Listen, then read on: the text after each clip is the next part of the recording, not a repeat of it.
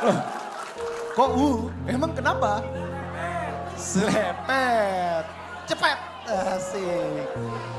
Jadi Bang Anies di debat Cawapres kedua,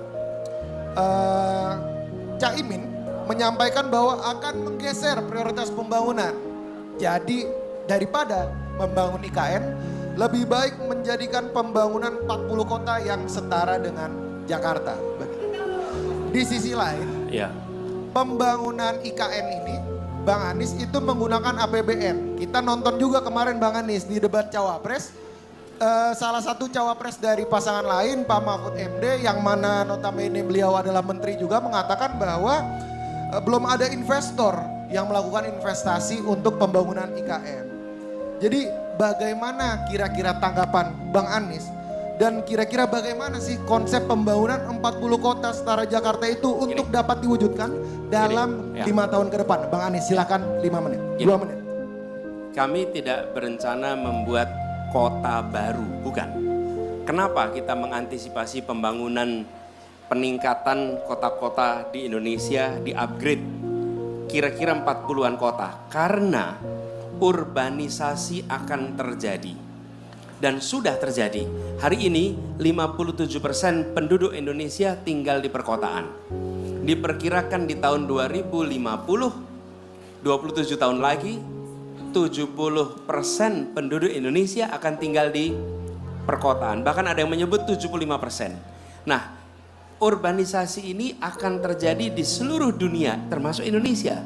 Bila kita tidak segera melakukan upgrade atas kota-kota yang ada di seluruh Indonesia, maka yang terjadi adalah kota-kota itu akan mengalami problem seperti Jakarta pernah alami. Apa? Problem sanitasi, problem pengelolaan air bersih, problem pengelolaan limbah, problem pengelolaan transportasi, problem pengelolaan lahan untuk tempat tinggal.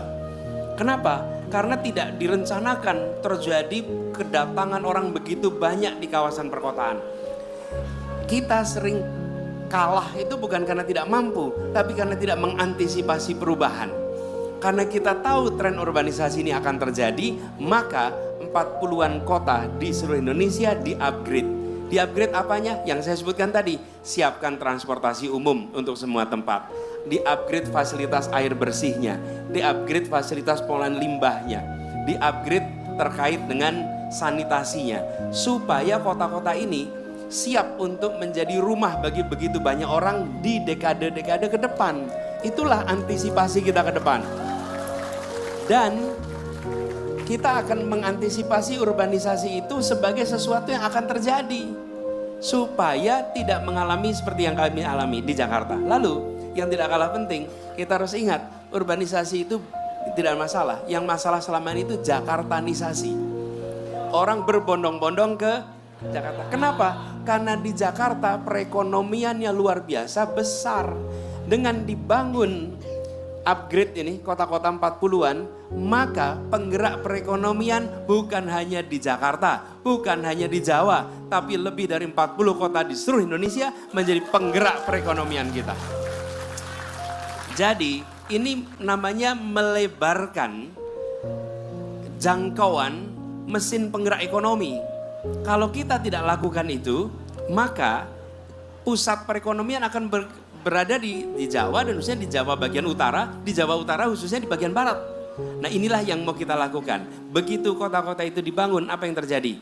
Kegiatan investasi akan berdatangan. Kegiatan usaha akan terus berjalan. Kenapa? Karena infrastruktur dasar disiapkan. Selama ini yang dipikirkan infrastruktur makro. Infrastruktur mikro terlewatkan. Infrastruktur mikro itu apa sih? Air bersih, saluran gas, listrik, internet, pembuangan air, pengolahan limbah, itu infrastruktur mikro. Itu yang akan kita bangun. Dan kami yakin dengan anggaran yang setara seperti yang digunakan untuk membangun satu titik namanya Nusantara, bila itu dimanfaatkan untuk lebih dari 40 kota, kita bisa mengubah 40 kota ini menjadi. Jadi jangan membayangkan membabat lahan untuk bikin satu kota, bukan. Tapi termasuk Pontianak. Pontianak di-upgrade menjadi kota yang lebih maju.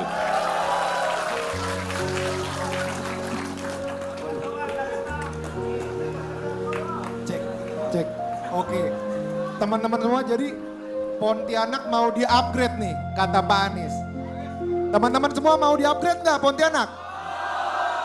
Oke. Tepuk tangan dulu dong untuk Pontianak. Oke.